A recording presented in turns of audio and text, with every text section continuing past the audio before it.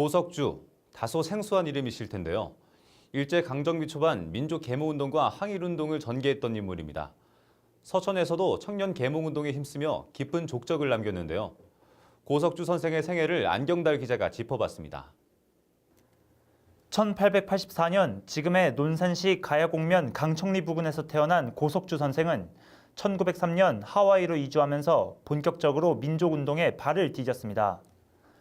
하와이 거주 당시 협성회와 국민회 같은 한인 독립운동단체에서 활동하고 자강회보, 신한민보 등 언론에도 종사했습니다.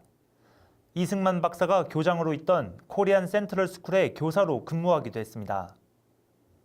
그쪽의 목회자들과 한인 단체들을 막 조직합니다. 대강, 자강회, 협성회, 그다음에 국민회. 크게는 이제 하와이에서 하신 것이 한인 단체를 만드시고 언론에도 종사하시고 교육자로서 오실 때까지 교육자로서 그렇게 하시고. 1916년 귀국 후 지금의 군산 제1고교인 군산영명학교 교사로 재직하다가 1919년 한강 이남 최초의 만세운동인 군산 3.5 만세운동을 동료 교사들과 주도했습니다. 이로 인해 보안법 위반 및 출판법 위반의 혐의로 유죄 판결을 받고 1년 6개월의 옥살이를 해야 했습니다.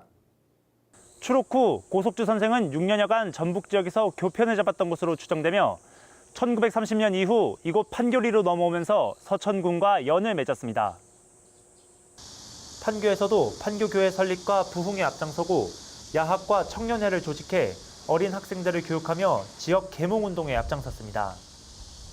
어린 시절 고석주 선생을 만났던 이상림 할머니는 교회에 갈 때마다 자신을 따뜻하게 맞아주던 선생을 떠올리며 눈시울을 붉힙니다.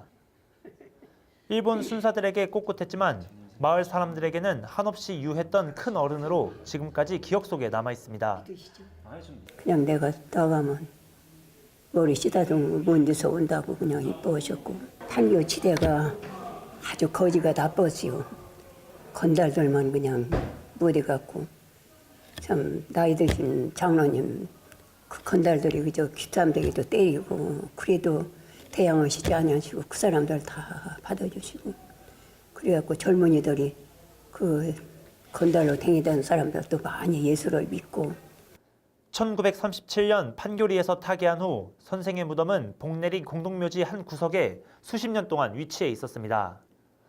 3년 전부터 판교교회 교인들을 중심으로 고석주 선생 기념사업 추진위원회가 만들어져 자료를 수집하고 선생에 대한 연구를 거쳐 타계 80주년이 되던 작년에 보훈처를 통해 무덤을 국립대전현충원으로 이장했습니다. 올해는 선생이 작고한 7월 19일에 맞춰 공원을 조성하고 흉상 제막식을 가졌습니다. 이승만 박사하고 이제 사회에서 독립운동도 하고 그러셨다는 분이 판교 오셔가지고 야학도 개설하시고 판교교회도 설립했다 소리가 말에서 말로 이렇게 계속 전환이 됐던 건데 정체성이 필요하니까 그분에 대한 생각을. 위원회는 추후 아직 자료가 충분히 수집되지 않은 하와이 시절의 활동 자료들을 확보하고 군과 연계해 고석주 선생에 대한 다양한 기념 사업을 이어갈 계획입니다. 역사의 한 페이지 속에서 함께했던 숨겨진 거인의 따뜻하면서 올곧은 마음은 80년이 지난 오늘날까지도 서천에서 기억되고 있습니다. SBN 뉴스 안경달입니다.